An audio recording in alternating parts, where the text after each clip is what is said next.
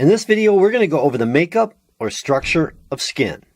Human skin, which is also called the integument or the cutaneous membrane, is made up of two layers, the epidermis and the dermis, which are labeled on this model of skin. The subcutaneous layer at the bottom has also been labeled. However, it is not actually part of the structure of skin, but it's connected to the dermis of the skin. I will also be drawing in some components that are not actually on this model. Let's start by looking at the epidermis.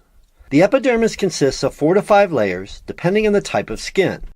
Thick skin has 5 layers, and it is found in the palms of the hands and on the soles of the feet. Thin skin has 4 layers and is what covers most of the body. The skin model we're looking at has all 5 layers. The bottom or deep layer is called the stratum basal. It is made up of a single layer of cells attached to a basement membrane. There are 3 types of cells in the stratum basal: keratinocytes, melanocytes, and tactile cells. Keratinocytes are the most common cell in this layer, and they go through cell division to replace cells that are shed from the surface of the skin. These cells can produce a tough structural protein called keratin, which strengthens the skin and makes it almost waterproof. Melanocytes are scattered among the keratinocytes, and they produce the pigment melanin in reaction to exposure to ultraviolet light. Melanin gets transferred to keratinocytes and surrounds the nucleus to protect DNA from mutating from ultraviolet radiation. Tactile cells are also scattered among the keratinocytes, and they serve as light touch receptors. The next layer, moving upwards in the epidermis, is the stratum spinosum. This layer is made up of daughter keratinocytes made from dividing cells in the stratum basal layer below and epidermal dendritic cells. The daughter keratinocytes connect to neighboring cells' desmosomes, which are one of the ways cells connect to one another, giving them a prickly appearance. The dendritic cells are immune cells that help fight infections in the skin. Moving upwards, the next layer is the stratum granulosum. This layer is comprised of 3 to 5 layers of keratinocytes. The process of keratinization begins in this layer of the epidermis. Keratinization is where the keratinocytes fill with the keratin protein mentioned earlier. This process continues as the cells move upwards in the epidermis, and as it continues, the cell's nucleus and organelles are eliminated and the cell dies. The next layer up is the stratum lucidum. This layer is only found in the thick skin in the palms and soles of the feet.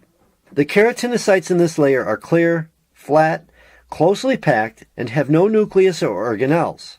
They are also filled with the protein called illidin, which is eventually transformed into keratin. The last or top layer is called the stratum corneum. This layer is comprised of dead keratinized cells.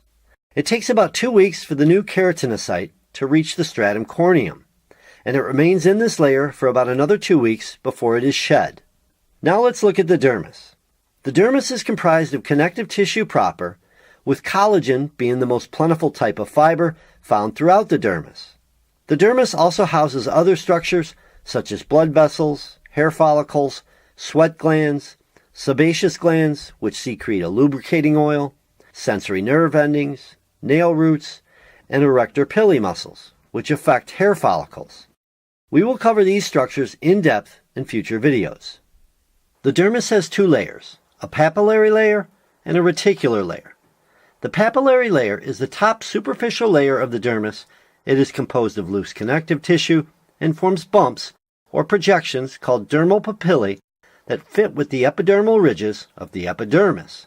The form of the dermal papillae and epidermal ridges increases the surface area of contact between the 2 layers.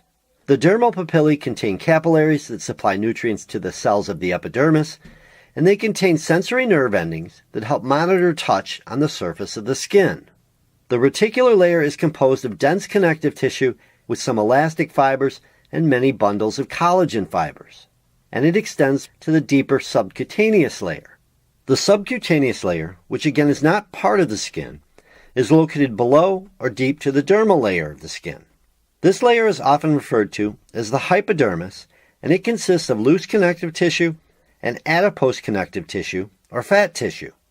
Many times it is referred to as subcutaneous fat.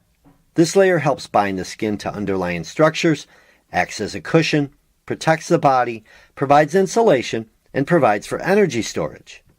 And that be the basics on the structure of the skin.